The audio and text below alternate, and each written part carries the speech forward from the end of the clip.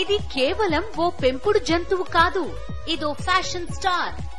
పూర్తి వివరాలకు చదవండి రేపటి సాక్షి దినపత్రిక. అవకాశవాదానికి, ద్వంద్వ ప్రమాణాలకు, రెండు నాలుకల ధోరణికి ఆ నాయకుడు కేర్ ఆఫ్ అడ్రస్. ఊసర వెళ్లి ఉలిక్కి పడేలా రంగులు మారుస్తూ ఉంటారు. అధికారం దక్కించుకోవటం కోసం ఎన్నైనా అబద్ధాలు చెప్పటంలో ఆయన దిట్ట. ప్రత్యర్థి పార్టీలపైన, వాటి అధినేతలపైన ఎంతటి బురదైనా చల్లుతారు. ఎల్లో మీడియా ఉంది కదా అని అడ్డగోలు వ్యాఖ్యలతో చెలరేగిపోతూ ఉంటారు. అవసరం ఉన్నంత వరకు ఒక మాట, అది తీరిన తర్వాత మరో మాట మాట్లాడటంలో ఆయన తర్వాతనే ఎవరైనా. రాష్ట్ర విభజన, ప్రత్యేక హోదా నుంచి మొదలు పెడితే స్టీల్ ప్లాంట్ వరకు ఆ నాయకుడిది అదే తీరు. ఆ నాయకుడు తీరు చూసి సొంత పార్టీ నాయకులే బెదిరిపోతున్నారట. ఇదేంది బాబు అంటూ తలలు పట్టుకుంటున్నారని సమాచారం. అధికారంలోకి రావడం ఆలస్యం, చంద్రబాబు ఆయన పార్టీ నేతలు తమ అసలు స్వరూపం చూపడం ప్రారంభించారు. ప్రజలకు ఇచ్చిన హామీలను అమలు చేయడం పక్కన పెట్టి వాటిపై చర్చ జరగకుండా రాష్ట్ర వ్యాప్తంగా రెడ్ బుక్ రాజ్యాంగం తాలూకా హింసోన్మాదాన్ని, విధ్వంసాలను ప్రేరేపిస్తూ పబ్బం గడుపుకుంటున్నారు. ఎన్నికలకు ముందు ఎన్నెన్నో హామీలిచ్చారు, వాటి గురించి మాట్లాడడం లేదు. సూపర్ 6 హామీలను ఎప్పుడో అటకెక్కించారు. నిజానికి యూటర్న్ తీసుకోవడంలో చంద్రబాబును మించిన వారు ఎవరూ లేరని అంటారు. దీనికి ఈ మధ్య కాలంలో అతి పెద్ద ఉదాహరణ విశాఖ స్టీల్ ప్లాంట్ ప్రైవేటీకరణకు అనుకూలంగా చంద్రబాబు పావులు కదపడం. చంద్రబాబు తీరు చూసి స్టీల్ ప్లాంట్ పరిరక్షణ కోసం కార్మికులు, ఉద్యోగులు ఉద్యమ కార్యాచరణ ప్రకటించారు. ఈ నెల 15వ తేదీన గాజువాకలో మహాధర్నా చేస్తామంటున్నారు. స్టీల్ ప్లాంట్ ని కాపాడతామని ఎన్నికలకు ముందు బీజేపీ, జనసేన, టీడీపీ హామీ ఇచ్చాయి. ఎన్నికల తర్వాత కూటమి నాయకులు ఆ సంగతి మర్చిపోవడం వెన్నుపోటే తప్ప మరొకటి కాదని కార్మిక సంఘాల నేతలు అగ్గి మీద గుగ్గిలమవుతున్నారు. స్టీల్ ప్లాంట్ ప్రైవేటీకరణ కాకుండా కేంద్ర ప్రభుత్వంపై ముఖ్యమంత్రి చంద్రబాబు, డిప్యూటీ ముఖ్యమంత్రి పవన్ కళ్యాణ్ ఒత్తిడి తేవాలి అని వారు డిమాండ్ చేస్తున్నారు. అయితే ఈ రోజు ఉన్న పరిస్థితి ఏంటంటే రాష్ట్రంలో ఉన్నటువంటి కూడా దౌర్భాగ్యమైన పరిస్థితి అనేది ఏర్పడింది. ఎందువల్లంటే గతంలో ఉన్నటువంటి ప్రభుత్వానికి ఈ ప్రభుత్వానికి తేడా అనేది ఉంది. గతంలో ఉన్న ప్రభుత్వానికి ఆ రోజు ఉన్నటువంటి కేంద్రంలో ప్రభుత్వానికి పూర్తి మెజారిటీ అనేది ఉంది. కానీ ఈరోజు ఆ పరిస్థితి లేదు. కేంద్ర ప్రభుత్వం ఈరోజు ఈ రాష్ట్రంలో ఉన్నటువంటి ఈ ప్రభుత్వం మీద ఆధారపడి ఉన్నటువంటి ప్రభుత్వం అనేది ఈరోజు కేంద్రంలో ఉంది. కానీ కరెక్ట్గా గట్టిగా కానీ నిలబడి ఈ స్టీల్ ప్లాంట్ ఏం చేయొద్దంటే మాత్రం మోడీ ముందుకు రావడం అనేది సాధ్యం కాదు. కానీ ఈరోజు ఏంటంటే పాలకులు, ఇది తెలుగుదేశం కానీ, అక్కడ ఉన్నటువంటి తెలుగుదేశం కూటమి కానీ, అక్కడ ఉన్నటువంటి బీజేపీ కానీ కొల్యూడై ఈ ప్లాంట్ని అమ్మేయడానికే ప్రయత్నాలను చేస్తున్నారనేది దీన్ని బట్టి మనకు అర్థమవుతోంది. కూటమి నేతలకు ఓట్లు వేయండి, విశాఖ స్టీల్ ప్లాంట్ ను కాపాడతామంటూ ఎన్నికలకు ముందు చంద్రబాబు కాళ్లా వేళ్లా పడ్డారు. ఎన్నికలు అయిపోయి అధికారం దక్కిన తర్వాత మీ సంగతి తేలుస్తామనే విధంగా వారిని భయభ్రాంతులకు గురిచేస్తున్నారు. ఎన్నికలకు ముందు విశాఖ స్టీల్ ప్లాంట్ ను ఆదుకునే బాధ్యత నాది, విశాఖ ఉక్కు ఆంధ్రుల హక్కు, విశాఖ స్టీల్ ప్లాంట్ అనేది ప్రజల సెంటిమెంట్, 32 మంది ప్రాణ త్యాగంతో విశాఖ స్టీల్ ప్లాంట్ ఏర్పడింది. మేము అధికారంలోకి వచ్చిన తర్వాత స్టీల్ ప్లాంట్ ప్రైవేటీకరణ జరగకుండా అడ్డుకుంటామని హామీ ఇచ్చారు.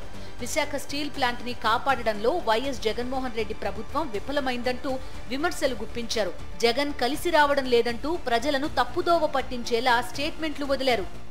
ఒక సున్నితమైన విషయం, తెలుగువారి మనోభావాలకు సంబంధించిన విషయం, తెలుగువారి సెంటిమెంటుకు సంబంధించిన విషయం, పోరాడి సాధించిన ప్రాజెక్ట్ ఇది.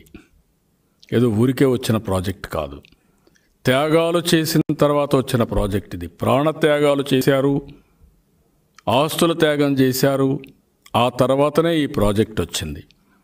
అలాంటి సమయంలో వాళ్ళని అవమానించే విధంగా ఈ నాయకులు మాట్లాడడం, వైఎస్ఆర్ కాంగ్రెస్ నాయకులు మాట్లాడడం, లేకపోతే వీళ్ళ స్వార్థం కోసం ఈ రాష్ట్ర ప్రజల సెంటిమెంట్స్ కూడా అమ్మేసుకోవడం చాలా దుర్మార్గం. ఇది ఆ విషయం గుర్తుపెట్టుకోవాలి. సెంటిమెంట్స్ అమ్మేస్తున్నారు, వాళ్ళ భవిష్యత్తును అమ్ముతున్నారు, వాళ్ళ మనోభావాలు అమ్మేస్తున్నారు, మాట్లాడితే కేసులు పెడతాను బెదిరించే పరిస్థితి వస్తున్నారు. అది ఏమాత్రం కూడా ఆమోదయోగ్యం కాదు. ఎందుకు ముఖ్యమంత్రి ఇంతవరకు మాట్లాడలేదు? నేను అడుగుతున్న question, straight question I'm asking, why? ఎన్నికల ప్రచారంలో కూడా స్టీల్ ప్లాంట్ అంశంపై చంద్రబాబు పదే పదే ఊదరగొట్టారు. చంద్రబాబుతో పాటు పవన్ కళ్యాణ్, బీజేపీ నేతలు వేరువేరుగా బహిరంగ సభలో ఇదే అంశాన్ని ప్రస్తావించారు. తీరా అధికారంలోకి వచ్చిన తర్వాత స్టీల్ ప్లాంట్ పై చంద్రబాబు, పవన్, లోకేష్ యూటర్న్ తీసుకున్నారు. విశాఖ స్టీల్ ప్లాంట్ ప్రైవేటీకరణ జరగకుండా అడ్డుకుంటామని ఇచ్చిన హామీని చంద్రబాబు బంగాళాఖాతంలో కలిపేశారు.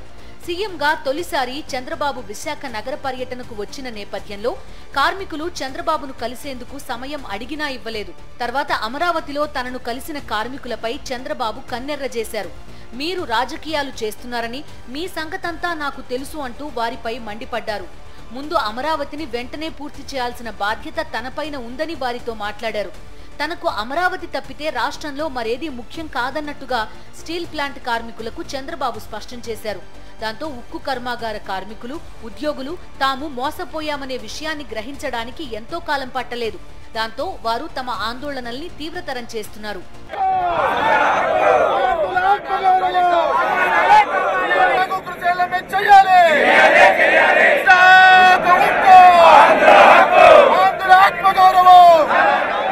విశాఖ స్టీల్ ప్లాంట్ ప్రైవేటీకరణకు వ్యతిరేకంగా కార్మికులు, ఉద్యోగులు, నిర్వాసితులు చేపట్టిన నిరసన, రాస్తారోకో కార్యక్రమాలపై చంద్రబాబు అధికార బలంతో ఉక్కుపాదం మోపారు. స్టీల్ ప్లాంట్ కార్మికులను వారి ఉద్యమంలోనే ఎన్నడూ లేని విధంగా తొలిసారిగా అరెస్టు చేయించి పోలీస్ స్టేషన్ గుమ్మం ఎక్కేలా చేశారు. గతంలో ఎన్నడూ లేని విధంగా అనుమతి తీసుకుని ఉద్యమం చేయాలంటూ కార్మికులకు నోటీసులు జారీ చేశారు. ఎప్పుడూ లేని విధంగా భారీ స్థాయిలో పోలీసులను మోహరించారు. కార్మికులు రాస్తారోకోకు దిగిన వెంటనే నిమిషాల వ్యవధిలో వారిని అరెస్టు చేసి పోలీస్ వ్యాన్లలో ఎక్కించారు. వయసు పైబడిన వారు అని కూడా చూడకుండా బలవంతంగా ఈడ్చుకుని వెళ్లారు. వారి ఆరోగ్యాన్ని సైతం లెక్క చేయకుండా గంటల కొద్దీ పోలీస్ స్టేషన్లో నిర్బంధించారు. గత వైఎస్ఆర్సీపీ ప్రభుత్వ హయాంలో ఎన్నడూ ఇటువంటి సంఘటనలు, నిర్బంధాలు చోటు చేసుకోలేదని కార్మికులు గుర్తు చేసుకుంటున్నారు. గత 4 ఏళ్లుగా యథేచ్ఛగా తమ నిరసన కార్యక్రమాలను నిర్వహించుకుంటున్నామన్నారు. కార్మికులు చేసే ఉద్యమానికి వైఎస్ జగన్ పాలనలో పోలీసులు కూడా సహకరించారు. YS Jagan Visakha steel plant ప్రైవేటీకరణకు వ్యతిరేకంగా ప్రధాని నరేంద్ర మోదీకి 2 సార్లు లేఖ రాసిన విషయాన్ని కార్మికులు ఈ సందర్భంగా గుర్తు చేస్తున్నారు. కార్మికుల విజ్ఞప్తి మేరకు అసెంబ్లీలో ఏకగ్రీవంగా వైఎస్ జగన్ తీర్మానం చేశారన్నారు. ప్రధాని మోదీ విశాఖ పర్యటనకు వచ్చిన సందర్భంలో బహిరంగ వేదిక మీద నుంచే విశాఖ స్టీల్ ప్లాంట్ ను ప్రైవేటీకరణ చేయొద్దంటూ ధైర్యంగా వైఎస్ జగన్ ప్రస్తావించిన విషయాన్ని కార్మికులు ప్రస్తావిస్తున్నారు. చంద్రబాబు మాయమాటలు విని తాము మోసపోయామని ఆవేదన చెందుతున్నారు. చంద్రబాబు మాయమాటలు నమ్మి స్థానిక ఎమ్మెల్యే పల్లా శ్రీనివాస్ ను సుమారు 1,00,000 ఓట్ల మెజారిటీతో, టీడీపీ ఎంపీ భరత్ ను 5 లక్షల మెజారిటీతో అందరం కలిసి గెలిపించామని బాధపడుతున్నారు.